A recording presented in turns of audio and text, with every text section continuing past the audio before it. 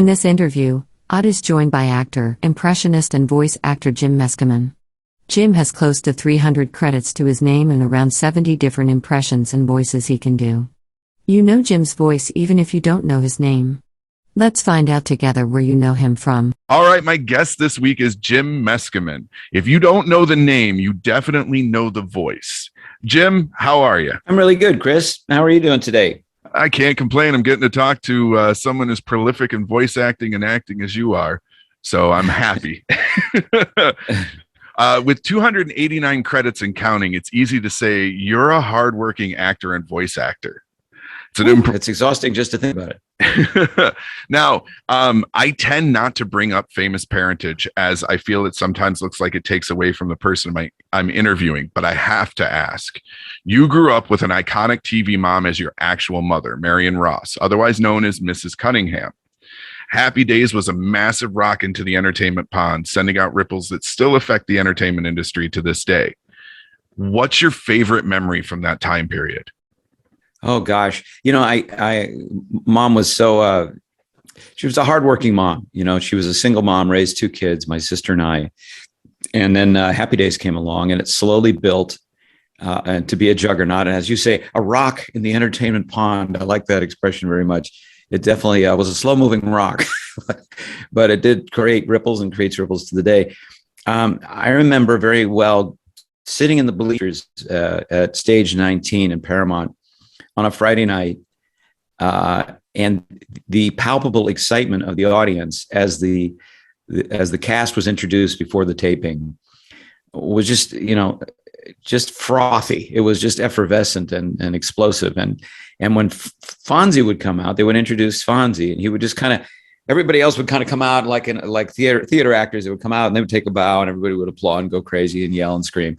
And then Fonzie would just saunter around the edge of the barricade there, and he would just hey, how are you? Really super cool. And people just went nuts. It was so funny. And it amused me because I knew them for, the people that they were. So I knew that they were putting on this wonderful character. And anyway, I remember that very vividly. Now you'd go on to work with Ron Howard, Richie Cunningham, for the younger generation that has no idea what the hell I'm talking about, in a couple of projects, right? Five projects. Yeah. How is he as a director? He's just a pain in the ass. No, he's I don't know. People say nice things about Ron Howard, but let me tell you the truth. Okay. This guy, this POS. No, he's a fantastic, easy to work with director. And as he's written about in his book, The Boys, he kind of takes on the point of view of a coach. He's like a basketball coach, which he was to his brother Clint's team. And so he's always going around and kind of telling you what you need. And okay, Jim, now in this scene, you're really feeling just a little bit the alcohol. And then you're really feeling a little bit nervous about this. And, see about that. He just gives you exactly what you need as an actor, because he was an actor himself, and he knows he doesn't need a long, complicated conversation or dissertation about what and why and how and the backstory and all that stuff. No, he casts very well, and then he lets you do your thing, and then he just says, lift your elbow a little bit, just slight little things that help bring about the performance that he needs, so that everybody works well together.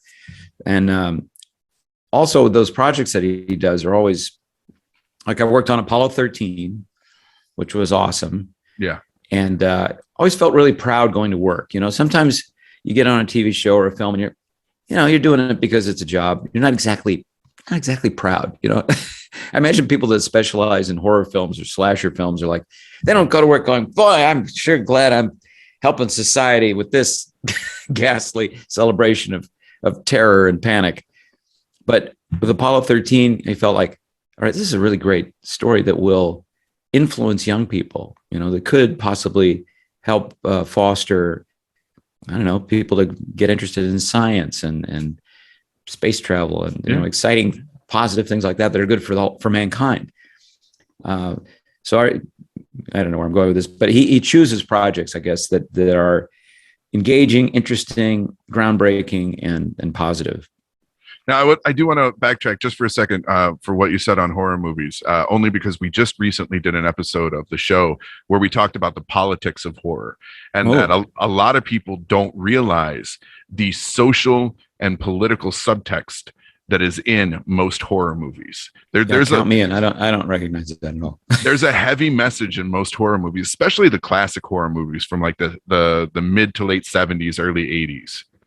Things like Night of the Living Dead was more a commentary on race than a zombie movie.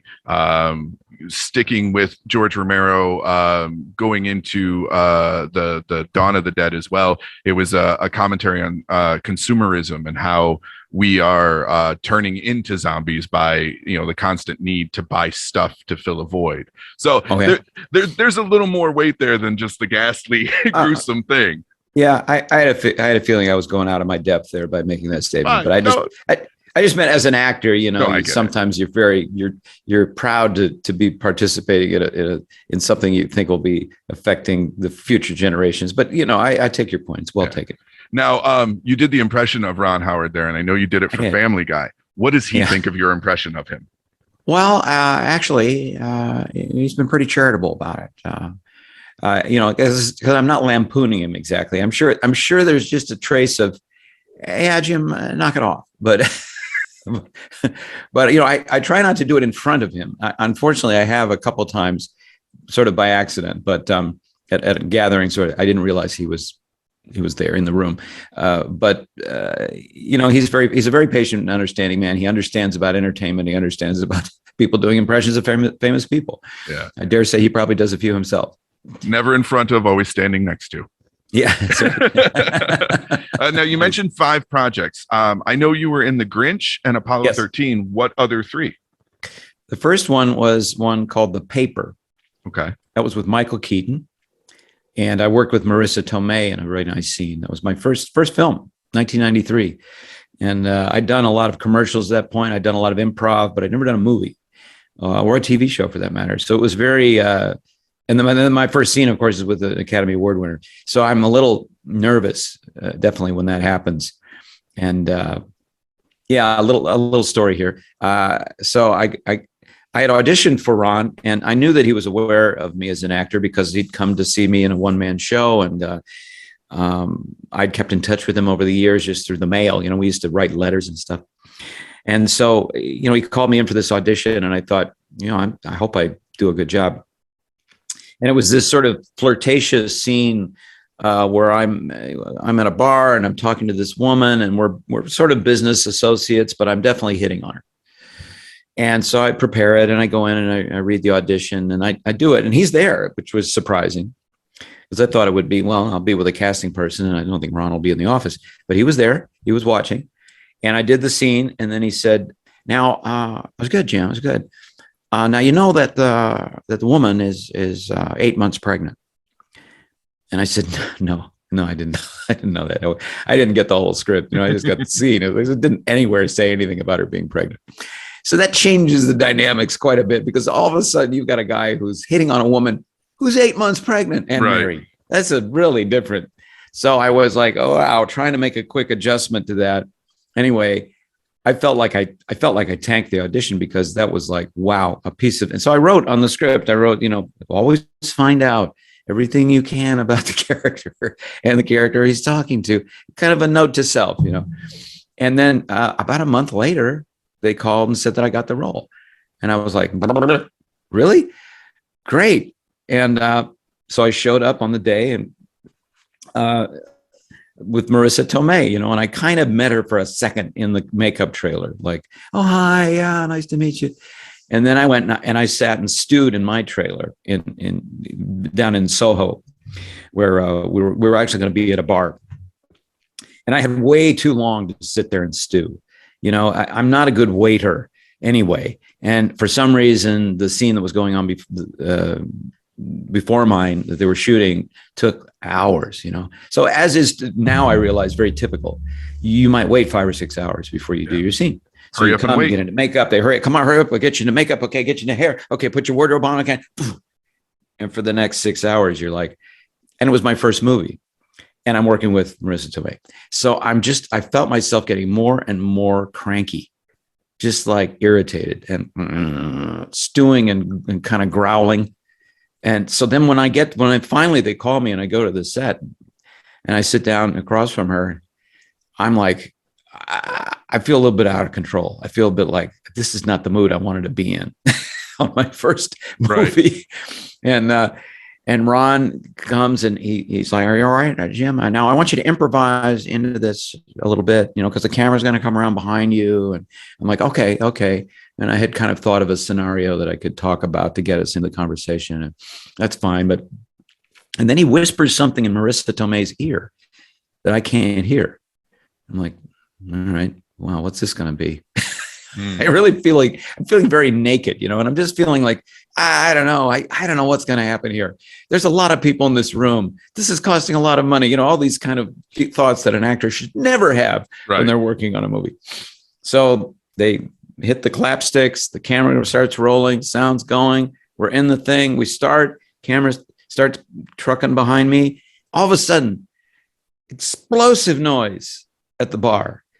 One of the extras has dropped some huge thing of water and glass, and it just makes this cacophonous sound. Cut. And after that, I could relax. I felt like, okay, I didn't screw it up. Right. Somebody else did. Somebody else shit. I'm all fine. I felt like Jack Nicholson. Everything's going to go my way now. Some other idiot has screwed up the take, and it's only going to go up from here. So then I went on, and it was a pleasure. Oh, what were the other two movies? Like I said, I knew about the Grinch and Apollo 13. Okay, so Ed TV with Matthew McConaughey, and I worked with Matthew McConaughey and Martin Landau, and that was an interesting movie. But it was a little bit early on the social media scene, so they didn't quite understand, where things were going. But it was like we knew it was coming. We just didn't know what it was going to look like, and they took a stab at it. It was a little bit too soon. But Jenna Elfman, my friend Jenna Elfman, was in that. And the other one was Frost Nixon, the most recent one. That's probably 8 years ago, 10 years ago. And that was a lot of fun too, Frank Langella. And I worked with a lot of people that had been in Apollo 13, wound up being in Frost Nixon, I guess because it was the 70s, 70s actors that look like they should be adults in the 70s. Well, I've also noticed too with Ron Howard, he likes to work with a lot of the same people if he can. Yeah. There's a lot of directors out there, really good directors, that once they get a core group of people that they know they can trust, you see them in their movies. Yeah, of course. All right. So everyone seems to have that first time horror story. Were you nervous the first time you had to go on stage? And if so, how did you combat the nerves? Oh, well, I worked at an improv theater where we taught improvisation, right? And so I would see people go through what I had gone through of, having a reaction to going on stage. And I used to have very, very potent, let's say, stage fright, like so strong and so sharp that I felt like, I don't think I want to be in this career. This hurts, I got through it by just exposing myself to a lot of audiences, basically. And what I would do is I would just volunteer, I would just do a show, and do anything to get in front of an audience because it wears off. You have to, though, expose yourself to it. You have to actually confront it. You actually have to move through it. And I would see people at the improv school, new people that were just delighted with playing. And then they would say, oh, put them in a company of some kind or put them in a performing situation. And I would see them start to have some kind of reaction. I could physically see it. Often it would be like a rash, like a red kind of blooming that would happen on them. Or they would say, God, I've got such a headache, or wow, my back is acting up. And then I would notice that on the next time, they would feel a little bit better, or the pain would have moved, or the rash would have moved. I mean, it was really weird. Once you really, because I was looking for it and I would find it. And I know with myself, I would get a kind of a pain, and then it would be on the other side. And then by about 5 or 6 times in, it would be kind of like, is it there? I don't think so. I think I'm okay now. And it's a funny phenomenon. And so you just have to do more shows, like I notice it all the time with performers that are just starting out. They're really upset, or they're nervous, or they're beside themselves, or they're out of control a little bit. Keep doing it. After a while, they're like, oh yeah, no, this is my life. I love to do this. I'm very comfortable, and I'm very comfortable. I'm very comfortable on stage with nothing, like no lines. Like improvise something. Mm-hmm. And I've made a career of it, actually, at different points of my life where it's up to me to create the content completely. I get more nervous when I'm on stage and it's like, well, here are the lines that you must say. Mm-hmm. Please don't deviate from these lines. I did an episode of The Marvelous Mrs. Maisel Amy Palladino is famous for wanting the actors to say every line exactly as written. I mean, don't make a contraction, just say it exactly as she wrote it. And since I had received the script pretty much the night before, for my part, due to whatever, I was sweating because it's not, it's tricky, and you don't want to waste people's time. No, I know the stage fright thing. For 2 years, we used to do live events, and well, actually, we did them for more than 2 years. But for the first 2 years, at 5 minutes before I would have to go on stage and introduce the crowd, I was in the bathroom just yowling like a wolf at the toilet, And it took me a while to get through it. And finally, after 2 years of doing events, for some reason, it didn't hit. And I was like, oh, thank God. Wow. Well, yeah, I mean, it takes everybody different amounts of time. The improv thing is a big thing for us as well, because we are an unscripted show. So I have a true appreciation and love for those of you that make it look effortless. Yeah. Well, it takes a lot of doing. It just takes a lot of doing. That's all. Now, in preparation for the interview, I did do some reading on you and your approach to voice acting. When it comes to impressions, which is better, practical voice tricks or digital, and why? Oh, well, I mean, better. That's it kind of depends on the application.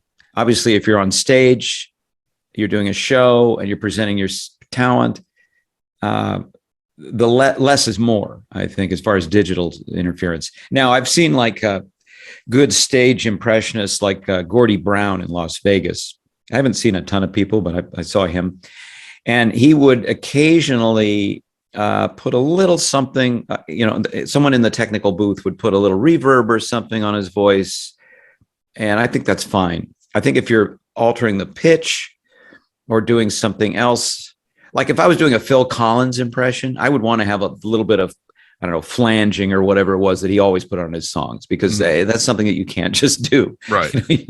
You need technology. But if I was doing Morgan Freeman for an audience, and I've done this many times, I would never pitch it down lower to sound more like Morgan Freeman. However, when I worked on the Jay Leno show and I was doing Morgan Freeman fake Olympics commercials back in the day, I told them, you know what, not for nothing, pitch it down just a couple of cents in Pro Tools and it'll sound even better. And they were like, okay, fine. Now that's not me showing off, ooh, look how great I am. We're trying to make a funny commercial. Let's complete this illusion with just a little bit of a nudge from the technology department. That's fair. I know the reason I had that question is because I know several voice actors, like the lesser known, of course, and it's an argument back and forth with them a lot of the times. A lot of the times, you'll get those that are diehard practical. They don't want to be touched any kind of digital whatsoever, and then you have others that are like, well, I can kind of get there, but the digital helps me actually sell the mystique. Yeah. It depends on your application. If you're trying to do like a birthday message for somebody, well, that's great. Yeah. I would say pull out all the stops. But it's just like when you go on YouTube or Instagram or something and you see somebody with a deep fake app of their face and like, okay, well, I admire that technology. I don't admire your acting. Yeah. You've also been quoted as saying the voice is a sample of who we are. Can you expand upon that and tell us all what you mean? Well, yeah, it's, the voice is one channel of communication that we have. And it's gotten to be a pretty important one, especially with the pandemic and other things that are separating us, right? So the voice, when I began to think about, well, what's in a voice that we can talk about? What's in a voice that we can study? There's a lot there. there's all kinds of information about emotion, background, obviously, education, state or condition of your health is evidenced a little bit in the voice. Like when you talk to someone you know and love really well, family member, a really good friend, you can tell, are you feeling okay? Right. On the phone, even a bad phone connection, everything all right? So there's a lot of information there. It is a little sample, and a valuable one. If you haven't talked to somebody in a long time and you miss them and you call them up on the phone, that instant first burst of them saying, oh, hey, hi, how are you, contains a lot of data. And it brings back so much of that personality. I think it's a very direct line. Often, because it's a voice, it's usually expressing ideas as well. So it comes with that personality package as well. But it also just contains so much that is almost inexpressible about an individual. And it's hard to separate out from that. Different than, if they typed into the keypad or on a text, hi, how are you? It could be anybody. Mm-hmm. But the voice, you're like, man, I know. And I know as an impressionist that even though I try very hard and others in my field try very hard to match exactly the complete sound and timbre of a personality, if you put them side by side, you'd be able to tell the real one, as good as we are, because there's just so much to every individual and we're all so unique. Mm-hmm. No, I agree 100%. You've trained in improv. Mm-hmm. Do you feel it's an important, almost cornerstone piece in an actor's toolkit? Well, obviously, yeah, I do. It certainly isn't mine. I know not all actors are comfortable with it. If they've been on the stage a lot and that's their background and they're really, got their technique all in on that, then, they may not see the need for it. I just noticed when I was young and I listened to older actors talking about, because my father had been an actor, my mother was an actress, and they'd all done a lot of stage work. And whenever they got together, actors of that generation and that background would wind up talking about the times on stage when something went wrong, when the cue didn't get delivered, when the prop wasn't there, when something unusual happened that forced them to tread water somehow and to cover up this horrifying situation.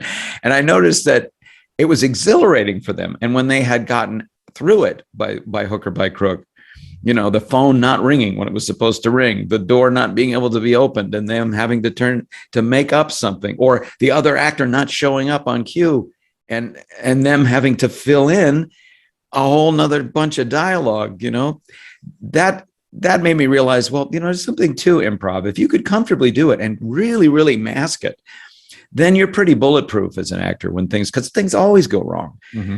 And that's kind of a little bit of the charm of theater. I've seen it many times on stage, even on Broadway, where something just, that wasn't supposed to happen. And it's something that you don't get from watching a Marvel film. You see it's all, they've been working on this for a long time. A lot of eyes on this.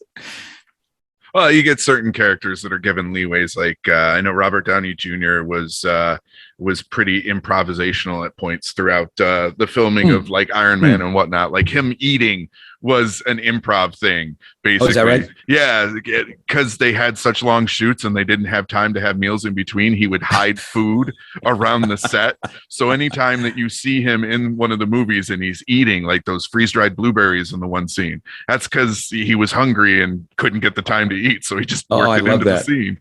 Yeah. I love that. And then you have people like Robin Williams, who is well known, give him a script and he might follow it.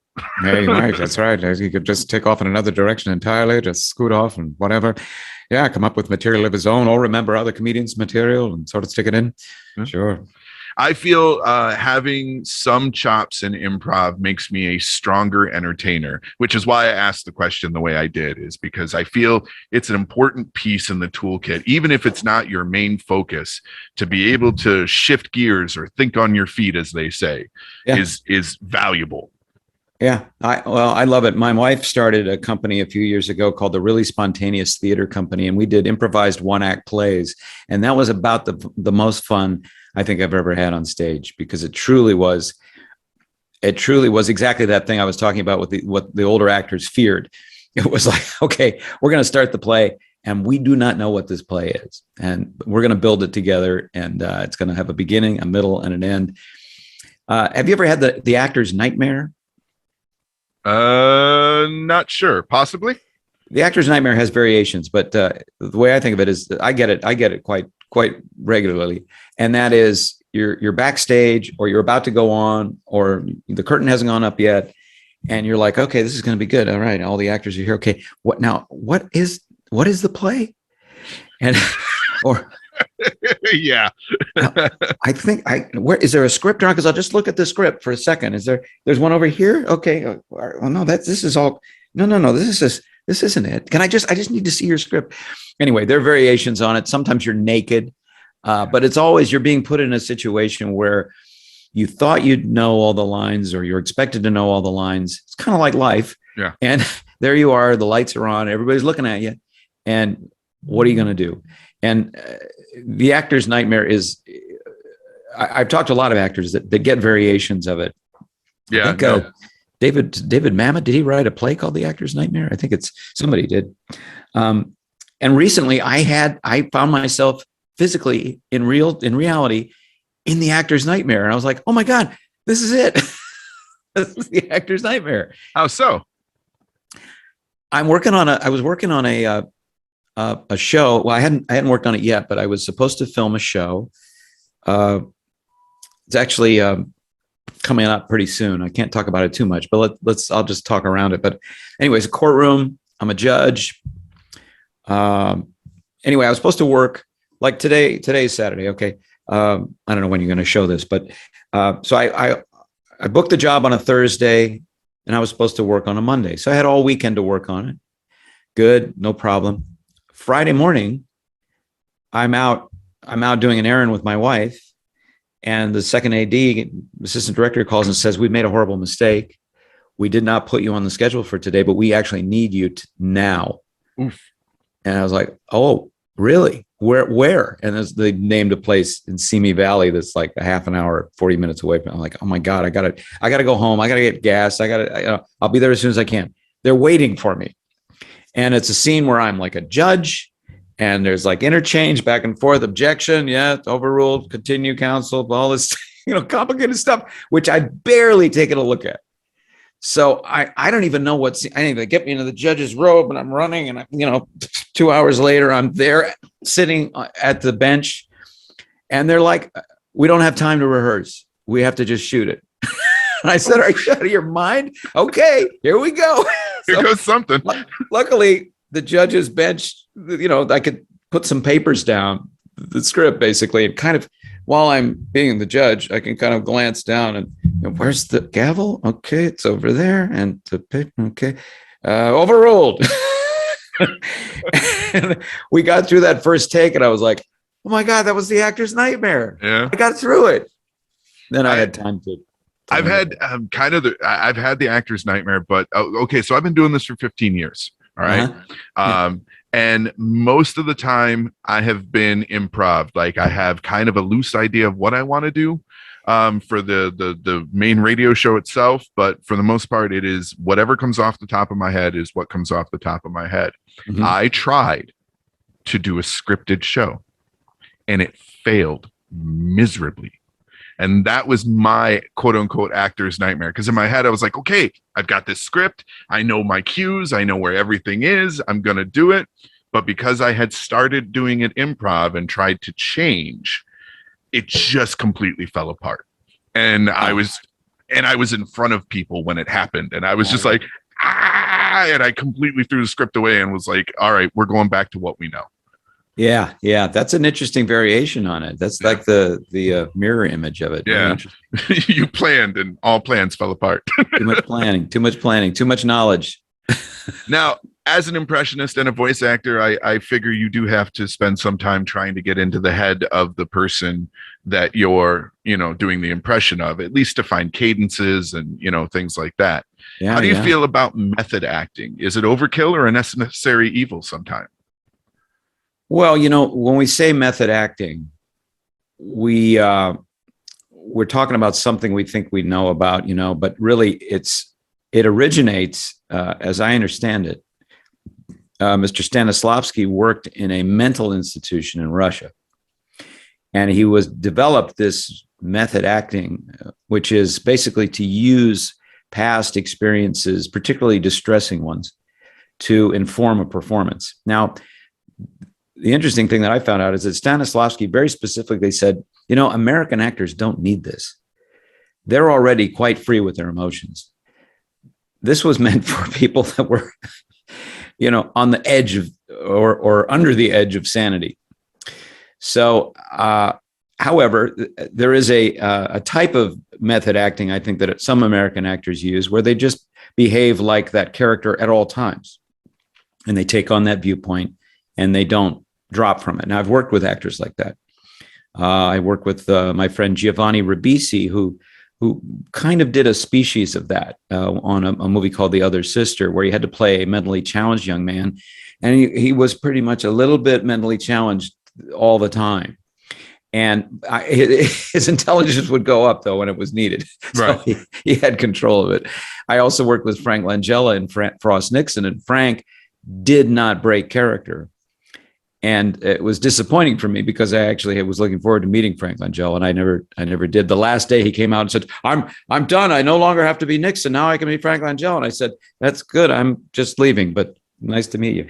So I've worked with Daniel Day-Lewis, who famously is probably the most methody of all method actors, at least if what we read is true.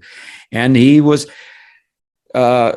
definitely in character as Daniel Plainview, but also not a psychotic, not a mean person, not someone that you wouldn't want to spend 5 minutes with. He was actually very, very genial and pleasant to be with. So, there are degrees of it. I understand from being an actor and being in parts where it's like, wow, this is really not me. This role I'm playing is, super depressed or super messed up. And I'm a very happy-go-lucky guy. So I'm going to just kind of keep a lid on my, my social exuberance and try to kind of stay in the pocket here of that emotion. But I think that can be defeated by being very fluid with emotions and being very practiced. Like apparently Julianne Moore, the great film actress Julianne Moore, Mm-hmm. can go from the crying to the, oh my God, what are you wearing? This is so great, at the drop of a hat. And I think that's because she's extremely skilled and versatile and fluid with her emotions. So, as always, it's like you're an artist. What do you need to do to create your art? And that's kind of up to the guy or the girl. Fair enough. All right. I tinker with my voice. I have a couple of characters I can do, one well-known, one of my own creation. How do you find a voice?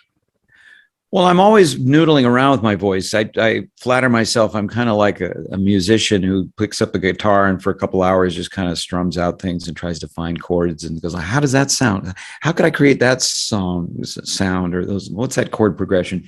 And I walk around the house and I sort of talk like this and talk to my animals and my wife and child and experiment with voices. And we have an acting family. My wife has an acting school. My daughter's an actress. My mom's an actress. So there's nothing out of the ordinary with us suddenly coming and go, I need one of you to come over here right now and help me with these groceries. And I don't want to hear anything about it. We're always kind of playing, and there are the voices that I'm comfortable doing. Like you have ones that you like to do. And there are ones that I just kind of discover, like I'll be listening to somebody on the radio and they'll have a sort of a sound, go, well, that's an interesting sound. I wonder if I could. Yeah, I guess I can make that kind of sound. That's what an odd way of speaking. And when I lived in New York City, I would meet people on the street and I would hear little snatches of conversation of different voices. And it was kind of like you can look at it. If you're interested in life, you find yourself in a museum of one kind or another all the time. You find yourself with just samples of things you've never even heard of. And I love that about New York. You would hear just a fraction of something like, it was shut down all night. In the morning, we picked it up and it still didn't work. So I called Vinny and, you get this little playlet, which has the DNA of so much in it. I was saying there's so much in a human voice. just in a little phrase like that, you could build a 3-act play out of that. I have to ask, this has happened to me once or twice. Do you ever get stuck in a voice? I was going to say no, but I usually say no. But the other day I sort of got stuck in. I realized, oh, this is what being stuck in a voice is. I wasn't permanently stuck in it, but it was like, I could drop this. I could drop this, but no, I'm still talking like this. I forget what it was. So whereas I would have ordinarily said no, in recent weeks, for whatever reason, my needle got stuck in the groove for a little bit. Now there was nobody around. So nobody said, are you all right? Do we need to call anybody? It was. I have an ear for accents. And I got stuck in because I was binging the show Justified. Okay. And I got stuck in that Kentucky Southern accent for like 2 days. How does that sound? How's the Kentucky Southern accent sound? I'm not going to do it because I'm talking to a professional. You're not going to. No. I'm listen, we're brothers in this. Right? I don't have it in my wheelhouse to kind of go, oh, Kentucky. Oh no, that's different from Arkansas, which is, Florida. I've got various. Kentucky is a little bit slower Southern drawl. Okay. Tennessee is a little more nasally and faster. Okay. Like Al Gore. Yeah, kind of. I think he was from Tennessee. Of course, he's not as nasal. I guess he's a little bit nasal. Yeah. But yeah. But so I was watching that show Justified and I got stuck in it and I was talking to my wife or my girlfriend at the time, who then became my wife. And she was like, what is wrong with you? And I was like, what do you mean? And I have a voice that she absolutely hates. And that was going to be my next question. Is there one voice that your wife can't stand? Oh, wow. I don't know. She's awfully nice to me. So I think if she hated it, I would have to kind of, really watch her body language because she would not be a, good question. I guess, wow. I have a tendency to sometimes act like the person I'm with a little bit. And if a person says something, I will sometimes echo it a little bit. And I don't think she appreciates that all the time. Well, who would? Yeah, no parody. Yeah. The one character, it's my own creation. It's a guy named Rooster. I created it for an ad. I run fake commercials from time to time. Uh-huh. And the ad was for a product called Cocksicles. They were chicken flavored popsicles, but they were made with rooster meat. And so the character's name is Rooster, and he's my favorite. He's the easiest one for me to slip in and out of. He's like a warm, comfortable old pair of shoes. And she absolutely hates him because she feels like I'm making fun because she's from down south. Okay. And she feels that I am just crapping on her family heritage when I do that particular voice. So that's why I wanted to ask. Give me a little sample of that if you don't mind. And don't worry about me being a professional. It just means Howdy, folks. My name is Rooster, and I want to tell you about my delicious cocksicles. That's great. He's hard sell. Yeah. Yeah, I like that. It's full out. There's no holding back. No, and like I said, it's one that I can easily slip into because I've done it so much. I've used them for other things. Yeah. I used to work a call center, and when I would get bored, I would slip into voices while I was doing my work. Well, I have a voice like that. It's very simple because I've been doing commercials as Colonel Sanders, and I've been working as Colonel Sanders now for about 6 or 7 years. And that's just we talk about a warm, comfortable old shoe. Yeah. I don't know about the cocksicle, but definitely a parody there. Yeah. Well, because we're punny and, we don't have to worry about, standards and practices because we broadcast over the internet. And so, yeah, the whole cocksicle ad is a double entendre, tongue in cheek. Just, it's a wild ride. And then, of course, the well-known one that I can do, as my listeners know, I can do Marvin the Martian. Oh, okay. Yeah. That's right up here, isn't it? Marvin the Martian? After him, the Earthling has stolen the P-32 space modulator. But I do want to ask because I have once in a while strained. What are some good exercises to expand range? And do you have solid advice for those interested in doing impressions or voice acting? Yeah, I'm actually just putting the finishing touches right now on an online course that people will be able to check out, doing voice acting, impressions, and also just being a working actor. So I've been looking at this area for a long time.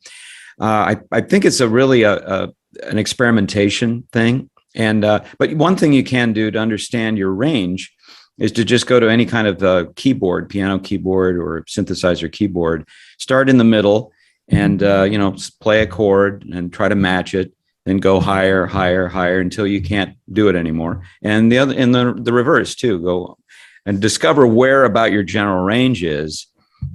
And then you have a little more conversance with your range and you kind of know about where it falls. And then from there, you can begin to try to see if you can stretch into those higher and lower realms a little bit. And it is possible with practice and application to, get your voice warmed up, of course, and then try to get a little bit higher, higher, higher, and see what kind of range you can push it into. The great actor Laurence Olivier, at a certain point in his career, was going to do Othello on stage. And wanted to have a very robust and deep voice that would yet carry across the theater. And so he worked to work at deepening his voice and being able to project that deeper voice. And by because it really has to do with opening up the throat, Mm-hmm.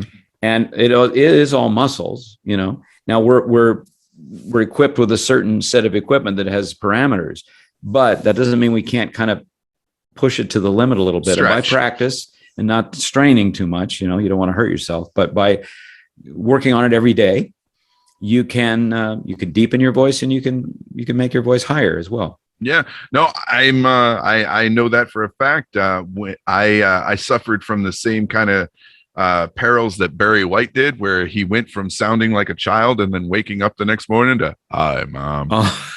And so I got made fun of in school because of how deep my voice was after puberty hit. Wow. So I spent most of my high school lifting my voice out of the basement. Oh. Now, the only time that you actually get to hear my true voice, because I've done it for so long at this point, it's second nature. It's like right when I wake up in the morning and it's all gravelly and it's really down here. And my wife looks at me. You do your Sam Elliott or first thing in the morning. Yeah. She also, I did DoorDash for a little bit, and she told me I wasn't allowed to be in the car by myself anymore because every day I came home with like 6 new voices. Because, like you said, you workshop it while you're alone, or it's fun, and it's a good way to learn about other people. I mean, it's sort of fun. Everybody's so unique, and you're talking about getting inside the head of different characters, and I find that the ones that I like to do impressions of are people that I admire, for one reason or another. I admire their turn of phrase. I admire their attitude, their characters that they create or whatever. And, or I'm enchanted by them as performers. And those are the ones I'm drawn to. And you find by study and by mimicking, you learn and you get to kind of inhabit the same little world to some degree. And that's a great way to learn about people. Yeah. I found, you mentioned you did Morgan Freeman earlier, and I'm working on one of my own because I love his voice. I love his acting, and I admire him. But I found, and I'm not going to do it because it's not polished at all. I'm still workshopping it. No. Right. But by going from Fats Domino's Blueberry Hill to I'm Just a Bill from Schoolhouse Rock, and then dropping it a little bit, I could get my voice into the right frame for a Morgan Freeman impression. And so I work on that, and I'm hoping to have something that I can actually play with and have some fun with. Yeah, that's great. Yeah, any way you can get there. Yeah, I recommend that people record themselves, people that are budding impressionists or interested in playing that way. Just for yourself, just record yourself and give it a listen and try out different things. We're generally a little harder on ourselves than other people are. Audiences they can be satisfied with practically nothing. So it's a good idea to at least just kind of get used to presenting things, and luckily with social media, we can do that endlessly. You said TikTok. you follow me on TikTok, which I appreciate. And in TikTok, I don't really labor these things very much. I just kind of come up with an idea. And if it's an idea that I can kind of understand and my daughter's nearby with a camera, we'll just shoot it, and put it out there. It's like, okay, fine. It's not the greatest thing in the world, but if it gives somebody a smile or a laugh, then that's really about, that's about the zenith of what we're going to accomplish anyway. Okay, so I know you have a ton of impressions that you can do. How many people would you say live inside your head or vocal cords, as the case may be? Well, of course, I don't keep a tally. I'm thinking maybe 70, 80, something in that range, But it changes. Some voices you don't want to do anymore. Some voices are no longer mean what they meant. For the little while after Robin Williams died, I didn't do his voice because it no longer stood for invention and carefree creativity. It stood for something very horrible, And now lately I realize that people have less attention on the way he passed and more attention on the legacy they left behind. So I have no problem doing it. So it ebbs and flows. New people come on the scene. So I don't keep a tally of it, but it's probably in the 70, 80 range. Okay. Who was your first impression that you were able to pull out? I think capably, and it was, I remember doing as a kid, Edith Bunker, and that was Gene Stapleton. And that was because at that age I had a high voice anyway. So it wasn't easy. Oh, Archie. And I remember kind of doing it over and over again and thinking, I think I'm hitting this. I think this sounds pretty good. Later on, I met Gene Stapleton, and she was a really, really sweet person. She did my mother did a tour of Arsenic and Old Lace with Gene Stapleton, and she was a lovely person. Most challenging voice role you've had? Most challenging one was I did the voice of Ultron, character of Ultron in the Marvel Universe, and I got an audition one day. This was, I don't know, 8-9 years ago. And they knew that they said, well, we're casting for the role of Ultron, which is going to be played by James Spader in the movie. And so, but they didn't have a sample. Nobody knew at that time what he was going to sound like doing Ultron. What's his take on Ultron? We don't know. But they're in the unfortunate position of trying to cast that role. And we wanted to sound like James Spader. We don't know what he's going to sound like. Go. So I took a shot. And they hired me. I went to work and we futzed with it a lot. And I never did feel, probably the whole run of that series, like I was giving them what they wanted. Because we were it was like trying to hit a target that isn't actually in the room, with darts. And you're like, okay, maybe if I throw it through the window, maybe if I slide it under the door, maybe so I never felt like they were satisfied, and I never felt like therefore I was satisfied because I hadn't scored and they went, yes, that's it. Right. So I tried a lot of different things, and we tried all kinds of different ways, and they would say, do it more snarky, do it more James Spadery. I'm like, okay. It's hard. At this point now, I've done Ultron so many times that I have a particular Ultron that I do that has nothing really to do with that organic life form James Spader, that pathetic human being. So I just kind of do this dramatic robot character. I've done it many, many times for games and shows and stuff. Well, actually, we were going to talk about that because I did have a question. You've been a voice actor in games like Batman, the Arkham games, BioShock Infinite, Baldur's Gate games, and a ton of franchise tie-in games. You've also done voiceover work for animated series and movies such as Superman Red Son, Batman versus the Teenage Mutant Ninja Turtles, and many more. Is there much of a difference between video game voiceover work and animated voiceover work? Yes, there's a pretty big difference. I mean, you're still using exactly the same equipment, your body, your mind, a microphone. But the flow of the narrative is, of course, completely different. So in an animated TV show, you have a script. There are lines, there are the characters. Sometimes you're even in the same room with the cast. On Marvel Avengers Assemble, we'd have 8 or 9 people in a room doing the show, which was great. In a video game, you get what looks like a spreadsheet, if you get anything at all. That's the other thing. You never get anything in advance because they're so uptight. They will never give you the script in advance because you could sell it to somebody or make your own video game or something. So you don't know what you're going to say. Often you don't know what character you're going to play until you get there. This is where the improv comes in handy. And then you have what looks like a spreadsheet. And it doesn't have a flow. It is so fragmented that it's like, okay, encouraging statements, okay, insults, okay, dying sounds. And it's these categories that you play, which are not linear. They're, whatever the opposite of linear is. So, and then you're usually alone. Sometimes you're at home, just doing it by yourself. So I would say it's a lot more fun doing animation. I do like doing games. I've gotten to do some really good ones. I have a big game coming out probably this year that I can't mention. I know. It's high profile. If it's what I think it is, I know it's listed and I found it. I wasn't going to ask you about it, but yeah, I'm kind of excited. Well, I can neither confirm nor deny, but I'd be thrilled if it was coming out. I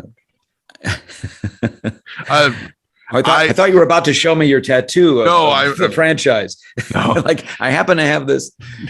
No, like I said, I do my due diligence for the interviews and whatnot. I'm able to dig up info and I know what I can ask and what I can't ask. So I appreciate it. I appreciate it. There is one thing I can ask, and this was interesting to me. You're a cartoonist and an illustrator too, correct? Yes, that was my first profession. I worked for Hanna-Barbera as a storyboard assistant, and I did character design for the original Thundercats show. For Rankin Bass. Rankin Bass in New York City, yeah. You created like iconic characters, like Thundercats, man. Like what was the process? Like, did you even realize at the time that it was going to be this huge phenomenon? No, I didn't even watch the show, believe it or not. Television reception was so bad in New York City in the 80s, and we didn't pay for cable. We were too broke. So right. I never watched the show until years later. It was a great experience. I mean, it was a really good job that I stumbled into, and I went to work every day. I was the only artist there on near 53rd and 5th in Manhattan, where Rankin Bass had their nice offices. Most of the work was done in the Pacific Rim by another studio, but I was a designer, and the original main cast was already designed by the time I came along. Mum-Ra, Lion-O, Chitara, Tigra, right, Anthro, all those characters, and the mutants. But every show would have a new guest star creature or character, and I would, they would hand me the script, and I'd have to design it. And it was fun for me. It's the kind of work that as an illustrator, I really am well suited for. I'm not suited for repetition in art, so I wasn't going to fall to me to do storyboards and other kinds of things in that profession. But I love to design things out of the blue. I get an image in my head, put it down on paper, and they go, "That's great." But 9 times out of 10, they go, "That's fine." Very different from other productions where they go, "All right, let's get 2 or 3 guys working on this, and let's really massage this." I know Lucas. They would have like teams of people designing things, and Pixar, amazing production, and they come up with great things. In our case, we're a little more under the gun. So it's like, "That's great, Jim." Very rarely did I hear, could it be taller? Or something like that. So then I have to ask, favorite character that you created? Oh, if you there have was one. There was a character called Captain Shiner that was this blobby looking. He had a funny misshapen face, and he almost looked like a kind of a dog, and he had an eye patch and a bald head and a very muscular body and a turtleneck shirt. And I don't know. I just came up with this thing. I've seen he was put into an action figure. So I was like, hey, I designed that. Highest career moment so far? It's this show. Oh, thank you. Yeah, Lowest career moment so far? The show. The show also. It's just they're just in stasis here.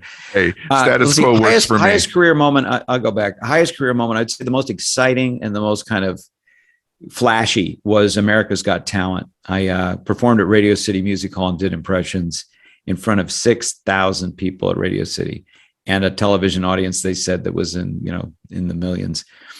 And it was just a short burst. I mean, they only give you 90 seconds, and 20 of those seconds were taken up with technical flaws. So it was like a mad Olympic sprint of voices, and I got a standing ovation, and my mom was there, and my wife was there, and it was just like, okay, that's a high point. Lowest career moment.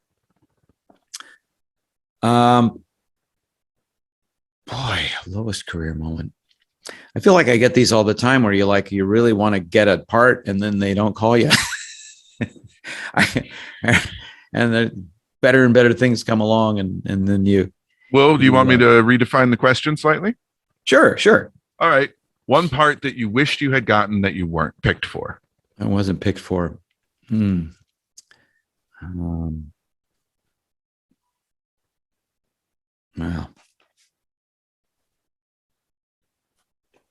I'm eating up all your time here thinking about it. I guess have no time I guess limit. I've made my peace with a lot of these things. I'm sure they exist. I'm just not. I'm not really hardwired to think about the losses. I'm always kind of looking at the future. So no, that's a very positive. If and something pops up, I'll let you know. Okay. Well, you could just throw the joke back out there. This is the lowest career moment. Yeah, this may be it. This may be it right here. Well, I have several projects. No, I got one for you. Sorry. Yeah, you go ahead. Knocked the dust loose there for a second. I was working on a show, and I had to play it was a very easy part. I just had to play the announcer at a wrestling match. And I came out with a microphone, and I had to describe the wrestlers and then introduce them. And it was before the pandemic, so there was a massive crowd of people jammed into this wrestling ring. It's for a show called Glow. Mm-hmm. The show will never air because, unfortunately, they never finished that episode, and the pandemic hit, and suddenly doing shows about sweaty people wrestling in front of a big crowd was not feasible. And I had auditioned for the thing, and I thought, well, I think I know how to do this character very well. Anyway, I got hired to do it. And then I'm on the ring, and they give me a microphone, but it's a dummy mic. So I'm still trying to project. Now, if you really were the guy, you would have a microphone that would be working, and you wouldn't have to really project so much because the microphone's doing all the work. But as often I've discovered is often the case, the microphone in the shot is not really a working microphone. Never is, because they can't. Technically, it's not helpful to have that. So I'm like really having to expel a lot of air and giving this big description and speak at the top of my lungs like this, trying to reach the whole hall. Anyway, not as an excuse, but whenever I would get to the name of the person, I would say how much she weighed, where she was from. We're so glad to see her. And here is, and time after time, I could not remember the name of the character. It would just drop out of my head. Now, that's part of something I'm trying to handle with my diet and exercise. But names for me, as I get older, are, they're very arbitrary names. You can't look at a person and say, oh, you must be Harold. It's pure memory. And it happened to me 2 or 3 times, maybe more, that I would get up, we would get the camera rolling, we would start to do the take. I would go through the whole laundry list of how much they weighed, where they were from, why we're glad to see them, and now here's, and you could hear after a while the audience go, "Oh, you dickhead." Reset. I rarely felt as naked as that in front of a whole crowd of people. For those that don't know, GLOW, if I'm not mistaken, stands for Gorgeous Ladies of Wrestling. Mm-hmm. I'm a wrestling fan, so. Yeah, and I got to watch those wrestlers close up, which was really exciting. But as pleasant as that was, the forgetting the name of the freaking wrestler time and time again in front of a group of people was probably the most embarrassing thing that's happened to me in my adult life. Okay, I have several project titles here. You can tell me which ones you can talk about and which ones you can't. Okay. Hunters. Can't talk about it, but I get to play a German, so I would say that. Okay. The Big Door Prize. Big Door Prize. Yeah, I can talk about that a little bit more expansively. That is a new series that will be coming out hopefully this year, maybe in the fall. And that stars the very funny actor Chris O'Dowd. I'm sure you've seen Chris O'Dowd in Bridesmaids and other shows. He's a wonderful guy. And that is a show about it's from the guys that did Schitt's Creek. Okay. And it's a very fun, arch kind of modern comedy about a small town that in the grocery store of the small town, a fortune telling machine that's very high tech and uses DNA and all this stuff to determine what a person's destiny is really meant to be. Not what's going to happen, but what path should they really be on, and spits it out on a little card. And that creates such havoc in this small town as people like, oh, I really want to see it. Do I want to see? Should I? And they begin to circle this machine and get involved with it. And people start to change their lives in unusual ways. So I'm a recurring character in that show. I've just finished the 4th episode. And it's, like I said, it's going to come out in the fall, and it's going to be really funny. The big door prize has nothing to do with door prizes. It's not a game show, but that's from a John Prine lyric that the book from which it is taken is named after. Now, if I'm not mistaken, that's going to be an Apple TV project, Apple right? TV. Yeah, exactly. Yeah. Okay. Viral vignettes. Viral Vignettes was a project during the pandemic that a friend of mine, David Levin, started, and he put television writers from, the 70s, 80s, and 90s together with celebrities and actors from that same period to create little one-act plays for online videos where they would communicate. And basically, the play was done over Zoom, so that each character would be on a different Zoom window. And Linda Pearl and Barry Bostic and Don Most, Anson Williams, myself, and Renee Taylor. These are old television names that your viewers might remember.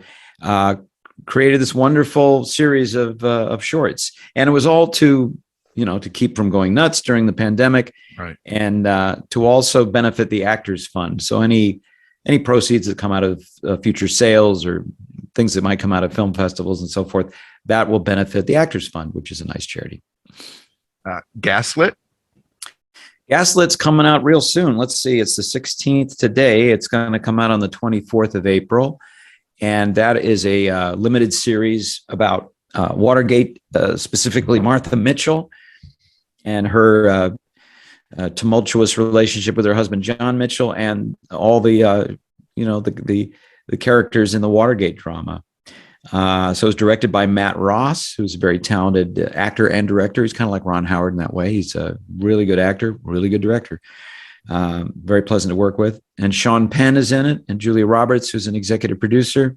I got to work with both of those Academy Award winners, and it was a great experience. I think it'll be very, very fun to watch. It's definitely dramatic, and it's about a period of time that we're just now starting to really unpack a little bit more, and a character that really we haven't heard too much about. A great character for Julia Roberts to play, Martha Mitchell, who was just a kind of what they called a loose cannon. She would say what was on her mind, and hopefully it'll inspire more loose cannons. Impress me. All right. I'll tell you that. Oh, no, I'm sorry. Yeah, Impress Me. That was a series that unfortunately can't be located anymore. It was on Amazon for a while, and I never heard of someone taking something off of Amazon, but there you go.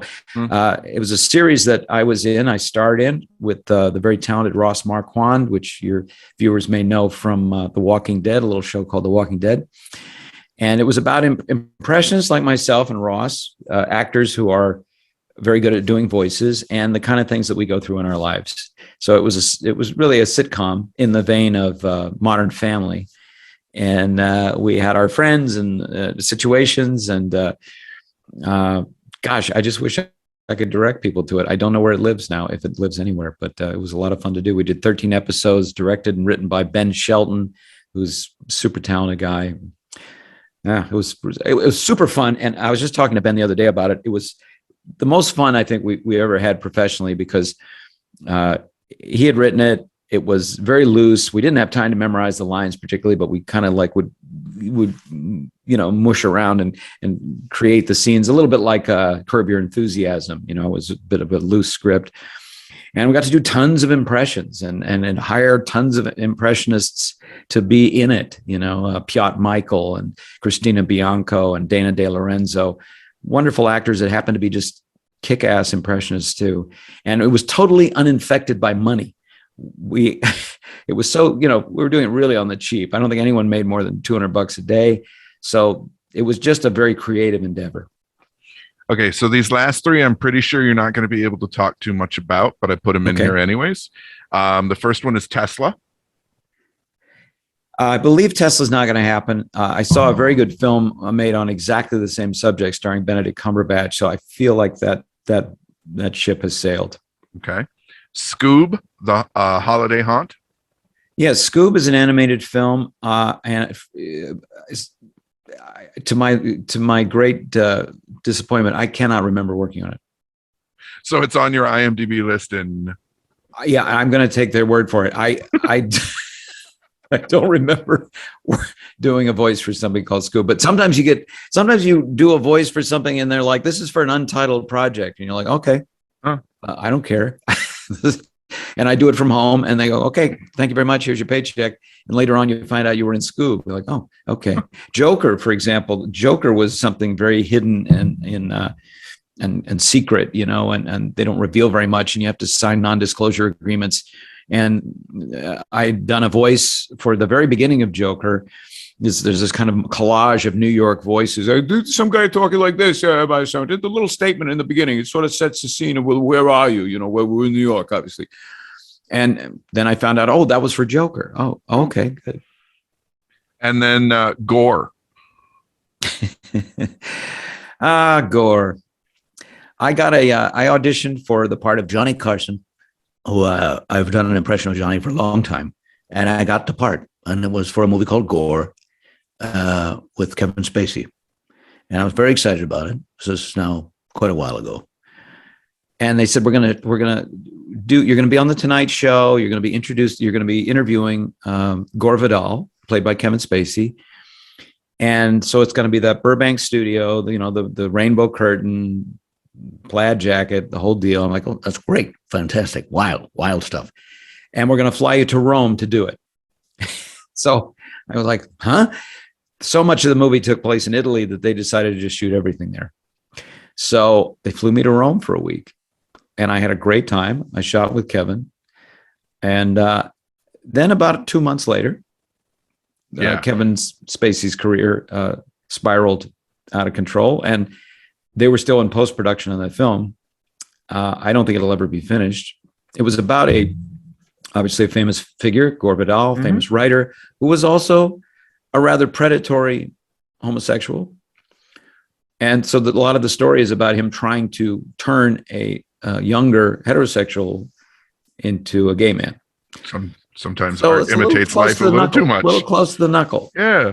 All right. That's why I don't think it's ever going to get finished. But I had a good time in Rome. Free trip to Rome. Free trip to Rome. Okay, Jim, you've gone through everything else with me. I've got a couple more things for you, and then I can let you go. But the first and foremost is, hey, Jim, tell me a story. I lived in New York City for 10 years. And, it's a great place, full of people, full of different personalities and different universes. I'm walking down Fifth Avenue in the bright sunshine one day.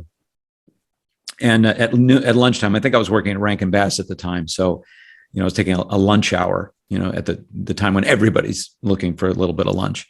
So the sidewalks are just jammed. And I'm walking down the street and walking down Fifth Avenue. And of course, the streets are go the opposite direction. I'm crossing across a crosswalk with, 50 or 60 other people. People coming at me, people going this way. And there was a man walking towards us, and he was carrying an enormous vanilla shake in a cup. And I know it was a vanilla shake because he collided with another man in the middle of the intersection who was wearing this dark blue shirt or something. And that shake just painted the front of this man's shirt. And I noticed it, it was like happening in slow motion. I saw it happen and it splashed. It was just covered. The unusual thing, the thing that makes it an interesting story is that neither man acknowledged that anything had happened. And they just walked on. And so I stopped in the middle of the intersection wondering, it was kind of like, did I see that? Did it happen? Are there witnesses? What just happened? I could not for the life of me figure out why the person who had his shake destroyed, wouldn't stop and go, oh my gosh, I'm so sorry. Let me get you a napkin, which is what I would have done. Like, holy crap, I'm so sorry.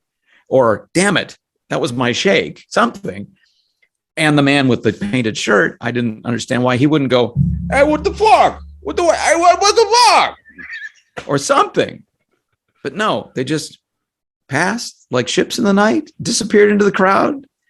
And I've thought about it now for the last 30 years. Okay. Now it's time for interview roulette. Thank you for that story, by the way. That was very entertaining. I think it gets chalked up to New Yorkers. Yeah, I think so too. It's New Yorkers who are like going, okay. It happens. They probably went, I lost my shake. Oh, well. Oh, my shirt's ruined. Okay. All right. So before we got started, I had you pick 5 numbers and told you that the questions correspond to them. So we're going to go through them right now, but I'm not going to say the numbers because I don't want other people to watch this and choose those numbers themselves. Right. So the first one you picked is soft or crunchy tacos, and why? Crunchy tacos, because I like the sound. Fair enough. If you could only listen to listen to music from one decade, what decade would you choose? 70s. Yeah. It's a lot of good music. I grew up on the 60s, 70s, and 80s music, and 70s is... Oh, I'm sorry, 1770s. I should have specified. Yes. Sorry. It's all right. A lot of chamber music. Yes, a lot of chamber music, a lot of harpsichord. Nothing like it. If you could go on tour opening for one artist, living or dead, who would it be? Oh, Chick Corea. You'll have to explain. I love Chick Corea. Great jazz musician. Just passed away a couple years ago. I actually did open for him once, and it was a disaster. So I'd like to do it again and have it go well. Another one of those actors' nightmares, huh? A little bit. A little bit. Yeah. What's your biggest pet peeve? Younger people calling older people like a married couple guys. You guys, I'm going to come back in a minute and see if you guys want anything for dessert. Would you guys like to sit by the window? Being called guys. Okay. You guys specifically. I usually go with folks. Folks is much better. It at least acknowledges that we're, gives us a little altitude. Guys, separate entities. Like, you guys, there's no altitude. Or everyone being called dude these days. Yeah. Do you dudes want to sit by the window? Yes, my wife and I would like to sit by the window. What is this, a dude ranch? Are you going to give me a lariat and a bag of oats? And then finally, describe your dream home. Oh, gee, that's a great question. I'm very comfortable where I live. I wouldn't say it's my dream home in that it doesn't have a lot of fancy bells and whistles. It doesn't look like a lair, but it's pretty comfortable. My dream home would have a really nice sound studio in it that I could get several people in rather than just myself. And it would have a huge fig tree somewhere in the backyard. Other than that, I would let my wife design the rest of it, the kitchen, the living room, those spaces. Okay, so I got 2 questions based off that. One, why a fig tree? Figs are a special pleasure of mine. I was introduced to them when I lived in Spain, and having a fresh fig hot off the tree in the sunshine is just heaven. Okay. And then the second, would you prefer to live in the city or kind of more in a rural setting? Well, I've been out in a rural setting now for a while, so I'm kind of hankering for the city again. Maybe something like Vancouver, which is a kind of a middle ground. Sydney, Australia, which is very you're in a city, but you're also very close to the water and the natural world too. All right. Well, Jim, I want to thank you for taking the time with me today. And You're welcome. I enjoyed having you. I hope you enjoyed it as well. I did. And And please let people know about my YouTube channel, because I got tons of content there. I put up at least 1 or 2 videos a day, and I love to always meet new people that way.